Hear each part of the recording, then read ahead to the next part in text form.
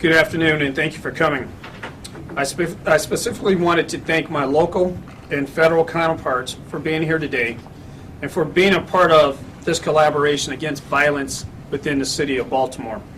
I'd like to introduce Special Agent in Charge Steve Volt of the Federal Bureau of Investigation, Assistant Special Agent in Charge Gary Tuggle of the Drug Enforcement Administration, Special Agent in Charge George McMullen of the Alcohol, Tobacco, and Firearms, Supervisory Deputy Marshal Kurt Vogan and Deputy Marshal David Lutz of the United States Marshal Service, Section Chief Michael Hanlon of the United States Attorney General's Office, Major Sabrina Tapp Harper of Baltimore City Sheriff's Office, and also Major Jerome Howard of the Maryland Transportation, and those who are on their way stand and support Maryland State Police and Baltimore School Police. We understand fully the concern over the recent violence and level of violence for our community and for all our law enforcement personnel and officers. Nothing is more important than the sanctity of human life within this city. Mere numbers miss the point. We're talking about people. These are not numbers. These are human beings who have lost their lives in the streets of Baltimore. We are aggressive in our crime fight using all the resources that are available to us. This is all hands on deck. All hands, every single resource, every single body, every single personnel on the streets of Baltimore. I want to share with you what my department has been doing over the last several weeks along with our federal partners. All too often, it is easy to focus on the negative and not give credit to the hard-working officers who are working in and taking the violent offenders off the streets of Baltimore.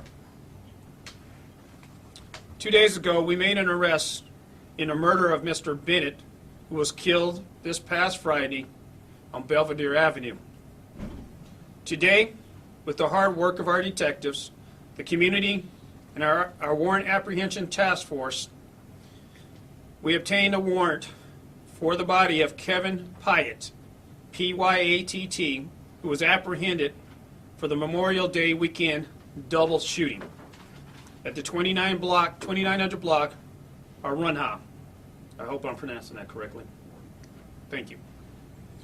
Pyatt has shot a 27-year-old in the head and a 9-year-old child, a child who was playing in front of his home on Memorial Day, a baby playing basketball in our neighborhoods. One less criminal off the streets. In partnering with the community, we have taken one more violent criminal and trying to take him and bring him to justice. We have strong leads in a number of cases. As my detectives meticulously investigate these crimes, we will see the offenders brought to justice. We're very serious about this. Dozens of handguns have been taken off the streets of Baltimore over the past few weeks.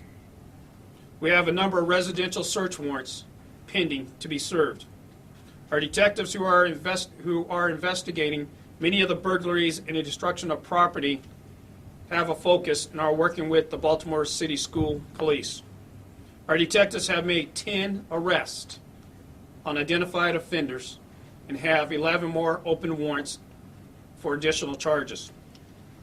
This is a lengthy but focused process. We remain committed to thoroughly investigating each and every one of these incidents with the assistance of the community and our partnering agencies. Unfortunately, we talked about 17 pharmacies being broken into and looted. That number has risen to 27 pharmacies now that we recorded broken in and looted, with 2 additional methadone clinics. The concern there's enough narcotics on the streets of Baltimore to keep it intoxicated for a year. That amount of drugs has thrown off the balance on the streets of Baltimore. We're seeing the repercussions of these crimes throughout the community. Individuals are getting high to a greater degree and at a greater pace than any time before. Criminals are selling those stolen drugs. There are turf wars happening which are leading to violence and shootings in our city. We have established a task force with our federal counterparts to bring state and federal charges against individuals that committed crimes, harmed our officers, and broke and looted our businesses in our city. 14 arrest warrants were served as part of a special initiative last week to include our warrant apprehension team, U.S. Marshals, and the Maryland State Police, as well as the sheriffs. The warrant apprehension task force as a whole has arrested 83 individuals who had open warrants within the last week. I am submitting a request to ask for more federal prosecutors and more federal agents to move to the city of Baltimore to assist us in this battle against the violence.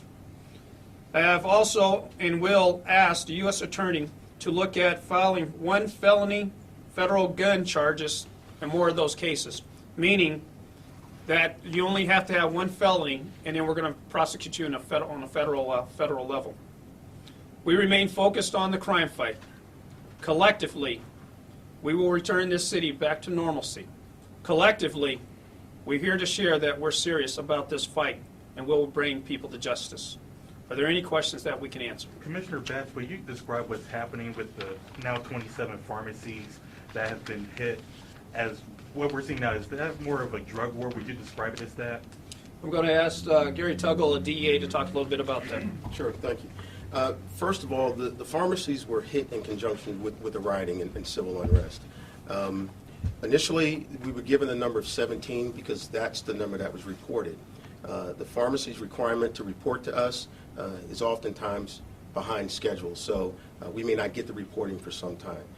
As it stands right now, with those 27 pharmacies, we are up to, and we're still counting, over 175,000 dosage units of narcotics that have been stolen and that we suspect are on the street, and we're still counting. So, but the violence that we're seeing on the street, is that more of a drug war, or is this just happenstance? Well, I think, and I've said it before, I think that part of it is connected to turf battles between gangs and independent drug dealers. You also have a new source of a new sort of inventory of drugs on the street that people have to sell, and they're selling to a limited number of people, so they're buying for that customer base. I'm sorry, Mr. Tubble, can you just clarify, you said you're still counting 175 dosage units. Is that total what you think was looted, opiates that were looted during the riots, or is that in addition to something? What's the number? Okay, we have 27 pharmacies looted, right? So far, we have reporting from a number of those pharmacies, not all, but as it stands right now, we're up to just over 175,000 dosage units of Schedule 2 through 5 narcotics. And how many, what percentage is still hasn't reported yet? We're probably 40% have not reported. So it could almost double? Potentially. We're waiting. Commissioner, just to be clear, there was 2 double shootings involving a child last week, one of which the child was killed, one which she was hit in the leg. This arrest you're talking about is the one where the child was in the street and shot in the leg. Right. This was not the child The who was investigation on the house or takeover robbery potentially that took place with the mother who also lost her life.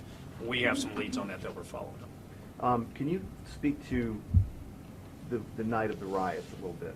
I mean, I know it was chaotic and a lot of things were going on. We have a person who works at our station that lives way over in Canton, or that area, far southeast, was sitting outside watching a drugstore close to him being rioted for several hours. People going in and out, no police arriving for, he says, well over 2 hours. Given that, and now what we know about how much drugs are out there, could things have been handled differently that night? I mean, as far as putting some people at some of these places, or where is it just stretched too thin? Or have you thought about maybe it could have been nipped in the bud earlier? Any thoughts on that part of it? Well, anytime you do anything, you always look back and there's opportunities to get the polish, to get better, to get faster and sharper at what you were doing. In previous interviews, what I shared with you is as we started to plan a week in advance of these, we went to the entire state and asked for resources to come. We were pretty clear that I felt comfortable only having pretty close to 2,000, 2,500 total cumulative police officers on that day. We were able to get 1,000 Baltimore police officers and 200 other officers from the state. So we had to take on a situation where we needed 2,500 with 1,200. So we had heavy numbers at North in Pennsylvania. We had heavy numbers in the downtown area, We had heavy numbers around Lexington Market. So there was a number of places that we had all these bodies that we were spread too thin to be around the city as a whole. If we had that 2,500 that we had requested on the front end, I'm pretty sure we would have been able to contain those issues. Commissioner Bass, can you comment on an attorney for the officer, some officers who were injured during the riots claimed that they were given, or officers were given the order to stand down. Can you just give a definitive answer on that? Did you give that order on April 25th and April 27th? I never gave an order to stand down. The assistant incident commander told me she never gave the order. Deputy commissioners in the field told me they never gave the order. Okay, thank you. The union today, asked for, launching an after-action report. Is the department going to cooperate with that? Are they going to release these internal records that they've asked? Well, I think they put in much like you guys do, they put in a request for public information, and just like anyone else, they have a right to the information that we're going to share with them. But more so, we went to IACP, or I asked the guys to go to IACP on May 26th. What I was looking for is an unbiased outside review of the incident for pluses and minuses, lessons learned, not only for the Baltimore Police Department, but for the law enforcement community nationally as a whole, to things that worked well, those things that needed to improve upon. So International Association of Chiefs of Police are coming in. They're going to do a thorough review of everything that took place from top to bottom from an unbiased standpoint, and we're going to publish that nationally for all police departments. When are they coming in? Do you know? We think they're going to be here hopefully within the next 30 days, if not sooner. And Commissioner Batts, are you saying that... Hold on a second, I'm because sorry. you're taking up all the time. I can go over here. I'll be right back. Yes. In speaking with the union earlier today, President Gene Gene. Ryan tells me morale is down and that the criminals are emboldened, taking advantage of opportunities. Could you comment on that? Well, many times we've had that same question coming up. We've gone through a stage of frustration, anger, officers having concerns. Officers have mentioned that they had a concern of whether they would enforce the law if they would be impacted in a criminal way. We've had a state's attorney come in last week and address our command staff. We went through a number of scenarios. We're building in a training phase in a very short, near amount of time to have officers come in so we can answer any of their questions on legality to address those things. We've had peer counselors that have been in. And now the command staff, including myself, including they, are leading from the front. We're out there showing officers how to get the things done. So we're pushing forward. We're going to get on top of this, whether we're having a morale issue or not. We have an ethical responsibility to keep the city safe. We have an ethical responsibility to make sure that the 9-year-olds, the 7-year-olds, the babies are not harmed in this city. We have a responsibility. Commissioner Batts, have you reached out to your counterparts in other big cities who are also seeing historic rises in non-fatal shootings and murders right now? I had a meeting last week, and I sat down with probably about 15 to 16 other chiefs of police from around the region and area and the nation.